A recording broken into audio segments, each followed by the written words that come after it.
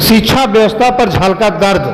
वर्तमान शिक्षा प्रणाली को लेकर जब झारखंड विधानसभा अध्यक्ष रविंद्र महतो का झलका दर्द, बढ़ते स्कूल फीस और दो तरह के शिक्षा प्रणाली पर उठाए गए सवाल बोकारो के सेक्टर 5 स्थित गुरु गोविंद सिंह स्कूल के कार्यक्रम में कही बात।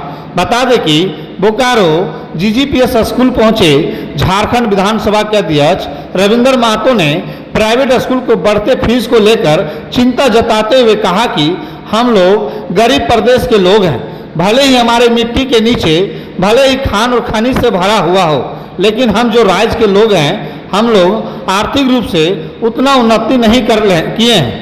लेकिन वर्तमान शिक्षा व्यवस्था जिस तरह से एक्सपेंसिव हुआ है, इस एक्सपेंसिव व्यवस्था को बर्दाश्त करने की क्षमता हम में नहीं है। इसलिए हम लोग को डिमांड है कि हमारा बेटा बेटी भी पढ़ना चाह रहा है, इसलिए हम लोग को इनकम के मुताबिक हमें सस्ता मिले ताकि इस राज्य के लोगों के बच्चे प्राइवेट स्कूलों में पढ़ सके।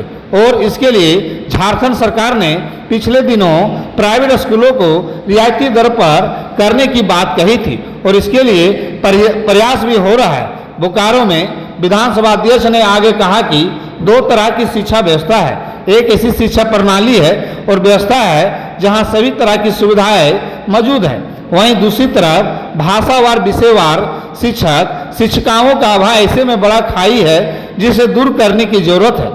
उन्होंने समाज के सभी शैक्षणिक संस्थानों के लिए इसके लिए आगे आने पर बल दिया। उन्होंने कहा कि अगर शैक्षणिक संस्था ऐसी आर्थिक रूप से कमजोर बच्चों को आगे बढ़ाने में मदद करे तो न सिर्फ उनका संस्था का नाम आगे बढ़ेगा बल्कि देश विदेश में उनकी पहचान भी बढ़ेगी, क्योंकि ऐसे छात्र आगे चलकर राज्य और देश के भविष्य के तौर पर उठाएंगे तो समाज का उत्थान होगा।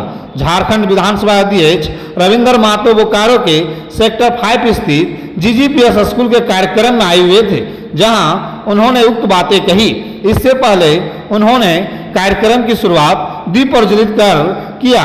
इस दौरान बोकारो विधायक श्वेता सिंह, जीजीपी एजुकेशन समिति बोकारो के अध्यक्ष तरमेश सिंह सहित बोकारो स्टील प्लांट के डायरेक्टर इंचार्ज बीके तिवारी के साथ साथ कई अन्य लोग भी मौजूद थे। आप ऐसे ही जानते हैं कि हम लोग गरीब प्रदेश के लोग हैं, हमारे मिट्टी के नीचे भले ही खान और खनिज से भरा हुआ है, लेकिन हम जो इस राज्य के लोग हैं, हमारे पास आर्थिक स्थिति उतना उन्नत नहीं है। और वर्तमान शिक्षा व्यवस्था जिस तरह का एक्सपेंसिव हुआ है, इस एक्सपेंसिव व्यवस्था को टॉलरेट करने का, बर्दाश्त करने की क्षमता हम में नहीं है। इसीलिए हम लोगों का डिमांड है कि हम भी भाई पढ़ना चाहते हैं, हमारा बेटा बेटी भी पढ़ना चाहता है, हमारे यहाँ के लोग भी पढ़ना चाहते हैं। इसीलिए हम लोग चाह रहे हैं कि हमारे इकोनॉमी के मुताबिक, हमारे पॉकेट के मुताबिक, हमारे इनकम के मुताबिक हमें संस्था मिले ताकि हमारे बच्चा भी यहाँ पढ़ सके। इसीलिए हम लोग इस फीस को थोड़ा सा रियायती दर करने का बात आपने पिछले दिन सुना होगा और प्रयास भी हो रहा है। अच्छा, आपने कहा सर दो तरह की व्यवस्थाएं हैं शिक्षा को लेकर के, क्या कहेंगे इसमें? कहीं कोई संदेह आपको है क्या? एक तो ऐसे स्कूल है जहां विद्यार्थियों को तैयार करने के लिए जिन जिन आवश्यकताओं के जरूरत होता है नहीं है, आपको ये भी मिलेगा। कभी विषयवार भाषावार शिक्षक शिक्षिका का भी अभाव है, वहाँ भी हो रहा है। और एक जगह ऐसे व्यवस्था है जहाँ हर तरह से जिसको वेल इक्विप्ड एजुकेशनल व्यवस्था जिसको कहते हैं वहाँ मिलता है।